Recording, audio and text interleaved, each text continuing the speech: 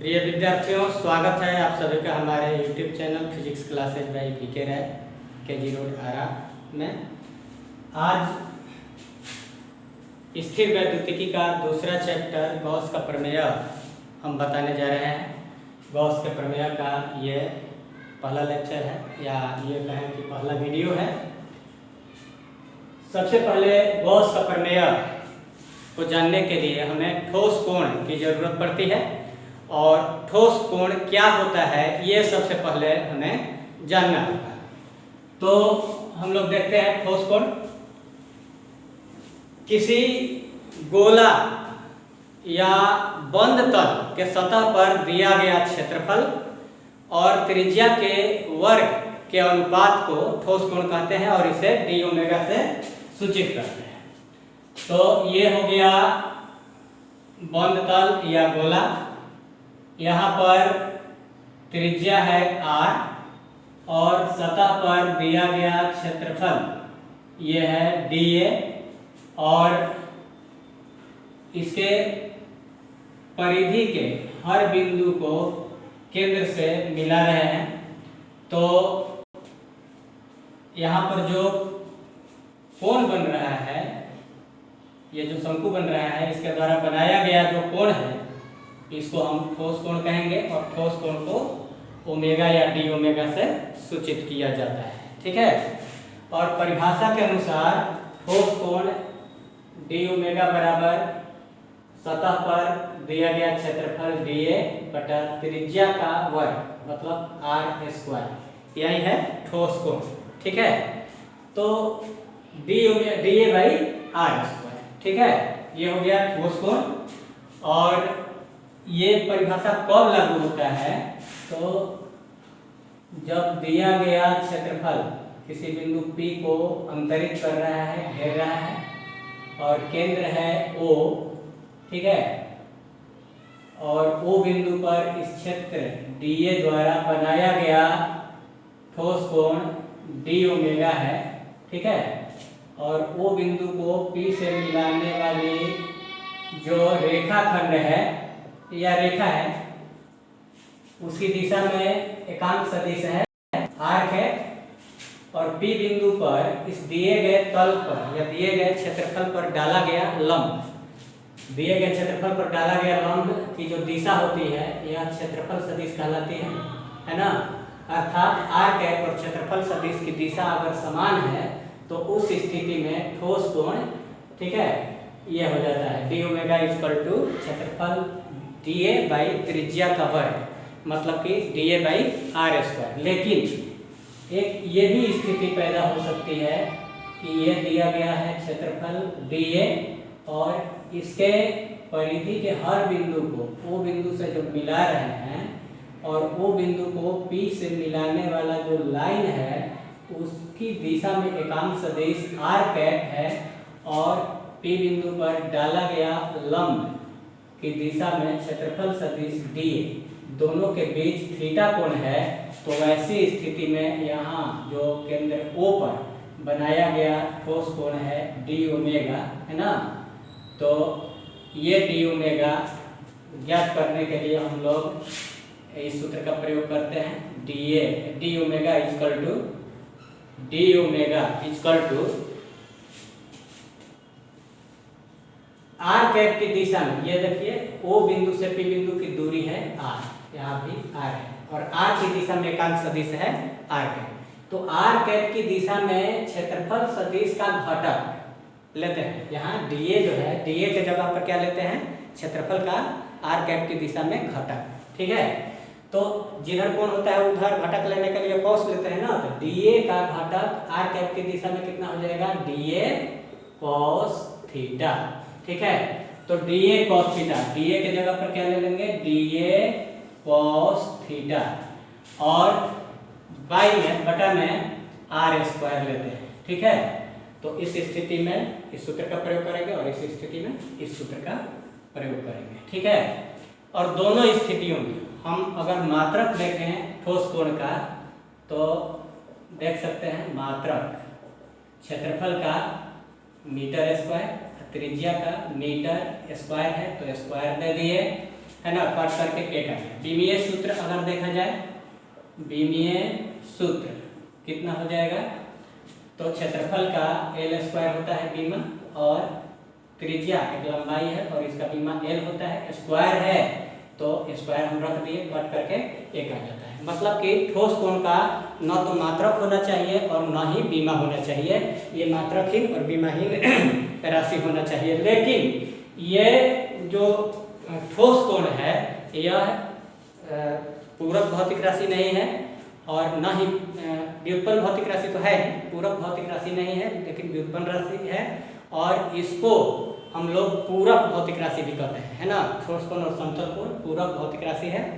और पूरक भौतिक राशियों का अपना स्वतंत्र मात्रक होता है। तो यहाँ पर हमको देख लिए कि न तो इसका मात्रक होना चाहिए और न ही बीमा होना चाहिए, फिर भी ठोस कोण का स्वतंत्र मात्रक होता है स्टेरेडियन, STERADIAN,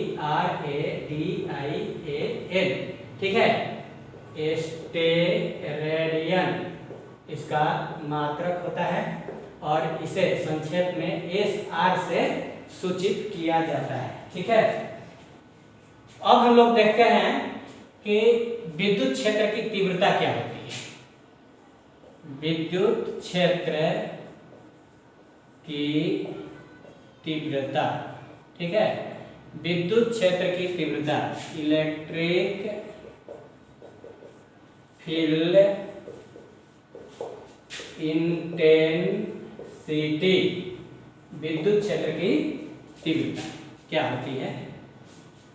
विद्युत क्षेत्र रेखाओं के रेस्पेक्ट में हम इसको परिभाषित करेंगे, विद्युत क्षेत्र की तीव्रता, ठीक है। तो किसी भी विद्युत क्षेत्र के अंदर किसी बिंदु को अंतरित करने वाले एकांक क्षेत्रफल से होकर गुजरने वाली, लंबवत दिशा में गुजरने वाली विद्युत क्षेत्र रेखाओं की संख्या को हम लोग क्या कहते हैं, उस बिंदु पर विद्युत क्षेत्र की तीव्रता कहते हैं, ठीक है। मतलब अगर ये कोई विद्युत क्षेत्र है, ठीक है, विद्युत क्षेत्र है, विद्युत क्षेत्र समरूप विद्युत क्षेत्र है E, ठीक है, और इसमें एक छोटा सा क्षेत्रफल हम ले लेते हैं।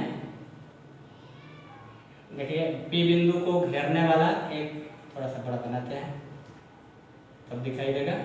देखिए P बिंदु को घेरने वाला एक क्षेत्रफल है, एकांक क्षेत्रफल है, मतलब कि 1 वर्ग मीटर है, और इससे यह P बिंदु को घेर रहा है और इससे जितनी क्षेत्र रेखाएं गुजरती हैं लंबवत दिशा में, उसको हम क्या कहते हैं, इस बिंदु P पर विद्युत क्षेत्र की तीव्रता कहते हैं, ठीक है। लेकिन अब विद्युत फ्लक्स किसको कहेंगे, विद्युत फ्लक्स, विद्युत फ्लक्स, विद्युत फ्लक्स, इलेक्ट्रिक फ्लक्स इसको कहा जाता है, इलेक्ट्रिक फ्लक्स, ठीक है। तो इलेक्ट्रिक फ्लक्स क्या होता है, तो यहाँ पर जो एकांक क्षेत्रफल है ना वही नहीं रहेगा विद्युत फ्लक्स में। मतलब विद्युत क्षेत्र के अंदर किसी दिए गए क्षेत्रफल से लंबवत दिशा में जितनी विद्युत क्षेत्र रेखाएं गुजरती हैं उसको हम लोग क्या कहते हैं, उस क्षेत्र से संबद्ध विद्युत फ्लक्स कहते हैं, ठीक है। तो अगर देखिए, अगर ये विद्युत क्षेत्र की तीव्रता है E, और इस समरूप विद्युत क्षेत्र में, है ना, इस समरूप विद्युत क्षेत्र में अगर कोई दिया गया क्षेत्रफल है dA, है ना, और इससे गुजरने वाली लंबवत दिशा में गुजरने वाली जितनी भी विद्युत क्षेत्र रेखाएं होंगी, ठीक है, उसी को इस क्षेत्र से संबद्ध विद्युत फ्लक्स कहेंगे। तो अभी हम विद्युत क्षेत्र की परिभाषा में क्या बताए हैं कि क्षेत्रफल से गुजरने वाली, लंबवत दिशा में गुजरने वाली विद्युत क्षेत्र रेखाओं की संख्या को क्या कहते हैं, उस बिंदु पर विद्युत क्षेत्र की तीव्रता कहते हैं, और इसे E से सूचित करते हैं, ठीक है। तो dA क्षेत्र से कितना गुजरेगा, तो E इंटू dA, ये हो गया उस क्षेत्र से संबद्ध dA से संबद्ध विद्युत फ्लक्स, ठीक है। तो विद्युत फ्लक्स को d फाई से सूचित करते हैं, तो d phi equal to E dA, है ना। लेकिन ये कब होगा, इस स्थिति में देखिए कि यहाँ पर O बिंदु पर आवेश है +Q और दिया गया क्षेत्रफल है dA, और इसके मध्य बिंदु अर्थात P बिंदु को O बिंदु से दूरी है कितना r है, और P बिंदु पर विद्युत क्षेत्र की तीव्रता है कितना, तो E है, और इसी दिशा में क्षेत्रफल सदिश भी है, ठीक है, अर्थात P बिंदु पर डाला गया जो लंब है उसकी दिशा और विद्युत क्षेत्र की तीव्रता की दिशा दोनों समान है, तो उस स्थिति में डी फाई बराबर ई डी ए होता है। लेकिन ऐसी स्थिति अगर न हो, ऐसी स्थिति अगर न हो, अर्थात कहने का मतलब ये है कि ई और डी ए दोनों की दिशा अलग अलग हो, जैसे कि हम यहाँ पर देख सकते हैं, यहाँ पर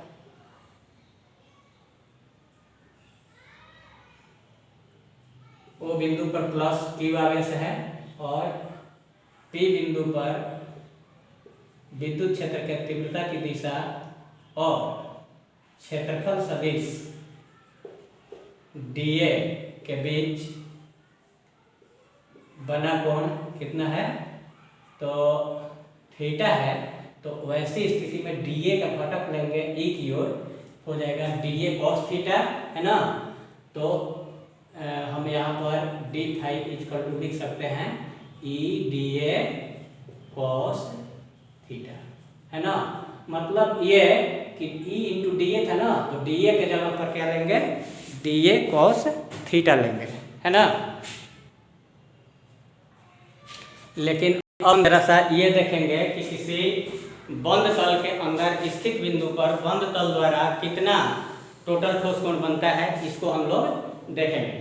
तो यहाँ पर हम जब क्षेत्रफल सदिश और आर कैप दोनों की दिशा समान होती थी तो डी ओमेगा बराबर d A by r square पढ़े थे अभी तुरंत, और जब आर कैप और डी ए की दिशा अलग अलग है, दोनों के बीच थीटा कोण है, तो उस स्थिति में ठोस कोण का सूत्र ये था, ठीक है।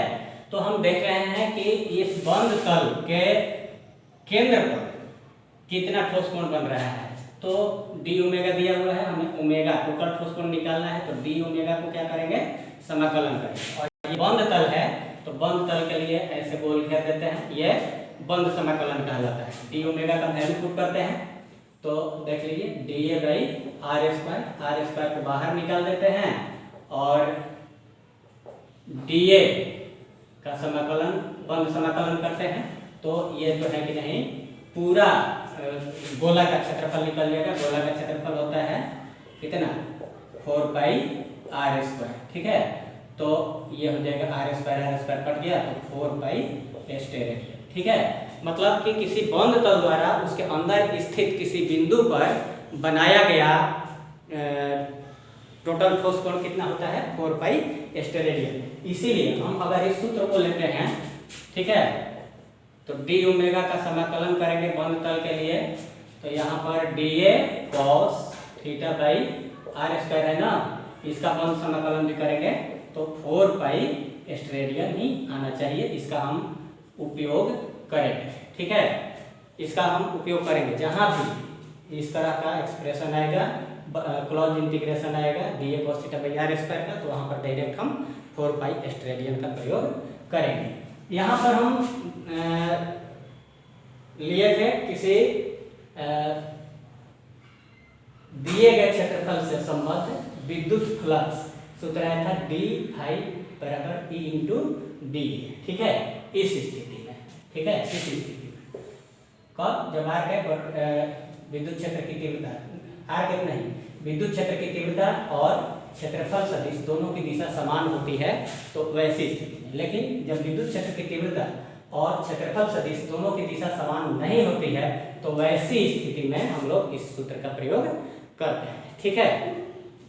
अब टोटल विद्युत फ्लक्स हमें मालूम करना रहेगा, तो इस डी फाई को क्या करेंगे, समाकलन करेंगे, ठीक है।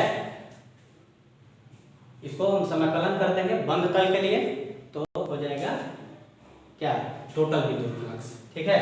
अब हम लोग इसका मात्रक देखते हैं, मात्रक क्या होता है, तो डी फाई इस फॉर्मूला को लेकर के चलते हैं। तो मात्रक, विद्युत फ्लक्स का मात्रक क्या होना चाहिए, तो ई का मात्रक न्यूटन प्रति कूलम, क्षेत्रफल का मात्रक मीटर स्क्वायर, तो हो जाएगा कितना, Nm² C इनवर्स 1। दूसरा मात्रक विद्युत क्षेत्र की तीव्रता का होता है वोल्ट प्रति मीटर, ठीक है। तो वोल्ट प्रति मीटर, क्षेत्रफल का मात्रक मीटर स्क्वायर, ठीक है। तो स्क्वायर माने पावर 2 - 1, तो 1 हो गया, मतलब कि वोल्ट मीटर। ये भी, ये मात्रक मतलब ये मात्रक और ये मात्रक दोनों विद्युत फ्लक्स का मात्रक है। और बीमीय सूत्र की अगर हम बात करें, बीमीय सूत्र, ठीक है। तो विद्युत बीमा देख लो, बीमा है ना। तो विद्युत क्षेत्र की तीव्रता का बीमा पहले देख लेते हैं। E = बल बटा आवेश होता है, बल का बीमा होता है ml T इनवर्स 2, है ना। और आवेश का TA होता है ना। तो अब देख सकते हैं यहाँ पर कि m l t के पावर -2 और ये एक जाके माइनस हो जाएगा -3 और a ऊपर जाएगा तो -1 हो गया पावर, ठीक है। तो ये हो जाता है बीमीय सूत्र, ठीक है। तो अब हम लोग गॉस का प्रमेय देखेंगे। गॉस का प्रमेय कहता है कि किसी बंद तल से संबद्ध, कोई बंद तल है ये S, बंद तल से संबद्ध कुल विद्युत फ्लक्स कितना होता है। तो उस बंद तल के अंदर स्थित कुल आवेश का, कुल आवेश यहाँ पर कितना है, Q है, उसका 1/ε0 गुना होता है, अर्थात I = Q/ε0, ठीक है। तो गॉस का प्रमेय एक बार फिर से सुन लीजिए। किसी बंद तल से संबद्ध कुल विद्युत फ्लक्स उस बंद तल के अंदर स्थित कुल आवेश का 1/ε0 गुना होता है, ठीक है। अर्थात अगर बंद तल के अंदर Q आवेश हो किसी बिंदु पर, ठीक है, तो उस बंद तल से संबद्ध कुल विद्युत फ्लक्स कितना हो जाएगा, Q का 1/ε0 गुना हो जाएगा, अर्थात Q/ε0 गुना हो जाएगा, ठीक है। अब हम इसको प्रूफ करेंगे, ठीक है। तो इसको प्रूफ करने के लिए हम एक क्षेत्रफल, इस बंद तल के सतह पर एक अल्प क्षेत्रफल dA लेते हैं, जो बिंदु P को, यह बिंदु P है, ये इस बिंदु को घेरता है, मतलब कि अंतरित करता है, ठीक है। तो P बिंदु पर विद्युत क्षेत्र के तीव्रता की दिशा E है, ठीक है। और क्षेत्रफल सदिश यहाँ पर dA है। P बिंदु की O बिंदु से अर्थात आवेश से दूरी है R, यहाँ पर R लिखे हुए हैं।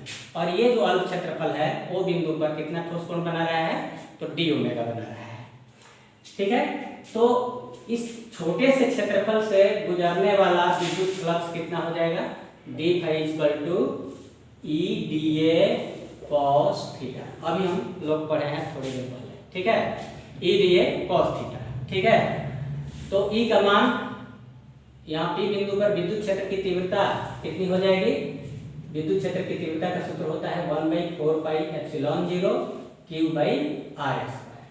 यहाँ dA cos थीटा है, ठीक है। मतलब कि d phi = Q/4πε0 dA cos θ/r² होता है, ठीक है। अब कुल विद्युत फ्लक्स, इस बंद तल से संबद्ध है कुल विद्युत फ्लक्स हम लोग देखेंगे। तो कुल विद्युत फ्लक्स देखने के लिए क्या करेंगे कि d phi को समाकलन करेंगे, अर्थात कुल विद्युत फ्लक्स phi बराबर d phi का बंद समाकलन करेंगे, इसका मान रखेंगे Q/4πε0 dA cos θ/r², ठीक है। और इसका बंद समाकलन करेंगे, तो जो नियतांक है उसको हम लोग Q/4πε0 को बाहर निकाल देते हैं और बंद समाकलन करेंगे dA cos θ/r² का। और dA cos θ/r² d omega होता है ना, तो Q/4πε0 बंद इंटीग्रेशन या क्लोज इंटीग्रेशन किसका, d ओमेगा का, इतना के बदले में d ओमेगा लिख दिया। और d ओमेगा का समाकलन करने पर कितना आता है, तो 4 पाई स्ट्रेडियन आता है।